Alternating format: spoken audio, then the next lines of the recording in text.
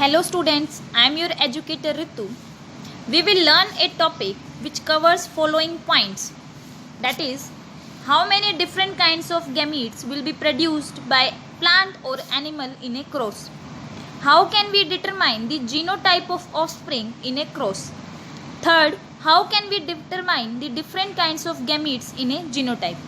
But this video covers only about 2 points. The next third point will be covered in the next part. Now let's get started. First part is how many different kinds of gamete will be produced in a cross. We will learn this through by different examples. These are the examples. Now let's learn one by one with the help of these examples. First one is when the cross occur between homozygous dominant and homozygous recessive parents. Then the gametes will be written in circle. As you can see this is homozygous dominant and this is homozygous recessive. That means only one type of allele is involved. So gametes formed by this homozygous dominant will be capital H, and same the gamete formed from homozygous recessive will be small h. The gamete formed by homozygous dominant will be capital H and gamete formed by homozygous recessive will be small h. Now the cross will occur and the offspring will be formed have genotype capital H, small h. That means heterozygous. Now second one is heterozygous parent with heterozygous parent. As in you can see this, in heterozygous condition 2 alleles are involved. So gametes formed will be of 2 types. That means capital H, small h. Capital H, small h, and the number of offspring and the genotype of offspring can be determined with the help of Punnett square. Capital H, small h, capital H, small h. You can also determine this by like that. Capital H will be fused with capital H. Capital H will be fused with small h. Small h will be fused with capital H and small h fused with small h. This will be the probability. So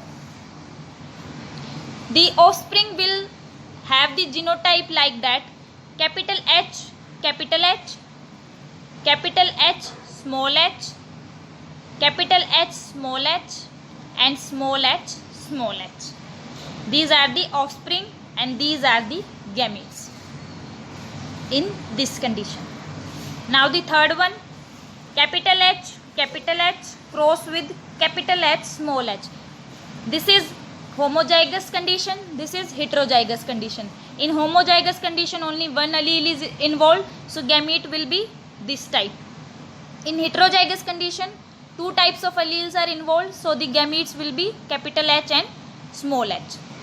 Now the cross will occur, capital H will fuse with capital H and capital H fuse with small h, and the offspring will have the genotype capital H, capital H, capital H, small h. Now the last one, small h cross with capital H, small h. This is homozygous condition and this is heterozygous condition. So the gamete will be small h in case of homozygous, and in heterozygous condition the gamete will be capital H and small h. Now the cross will occur, small h with capital H and small h with small h. So the offspring will have the genotype capital H, small h, and small h, small h. I hope you will get this. How can we determine the genotype of offspring in a cross? As we have seen in previous slides, I am repeating this. If in case of homozygous condition,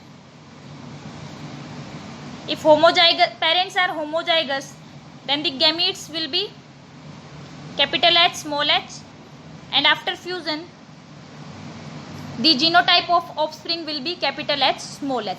That means the genotype of offspring will be heterozygous, capital H, small h.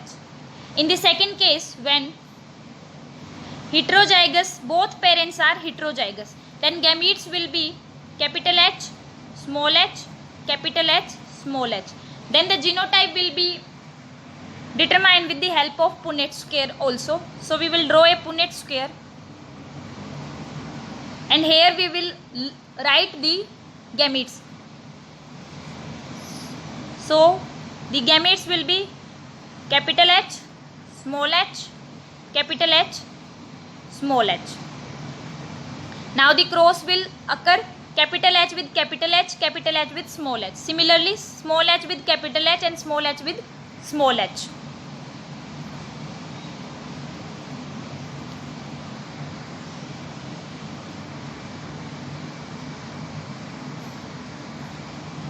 So this is how we made it. Capital H, small h, capital H, small h. Now the genotype will be capital H, capital H, capital H, small h, capital H, small h, and small h, small h. These are the genotype of offspring in a cross when both the parents are heterozygous. Now the third case, when the one parent is homozygous and another parent is heterozygous, then gamete will be formed. In homozygous condition, only one type of gamete, that is capital H, capital H. But in heterozygous condition, two type of gamete, that is capital H, small h. Now the genotype of offspring, capital H, capital H, capital H, capital H, capital H, small h, and capital H, small h. These are the offspring genotype in case when one parent is homozygous dominant and another is heterozygous. Now the fourth case, when one parent is homozygous recessive and another parent is heterozygous, then the gametes formed from recessive parents is small h, and in case of heterozygous condition, two types of gamete, that is capital H, small h. Now the genotype of offspring, capital H, small h, capital H, small h, small h, small h, small h, small h. These are the genotype of offspring when one parent is recessive and another is heterozygous. We can determine the genotype of offspring with the help of Punnett square by writing the genotype of gametes of one parent here and second one is here, and then cross between them, and we can determine the genotype of offspring. Another method of determining the genotype of offspring is written by writing the gametes like this, and then made a cross, capital H with small h, capital H with small h.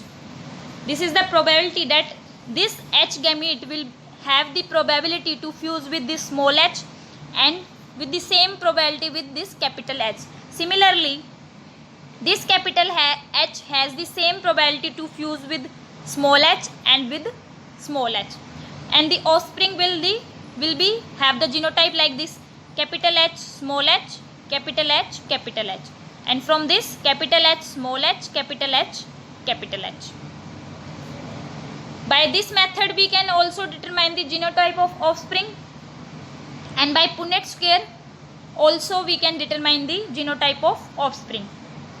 This is all about this.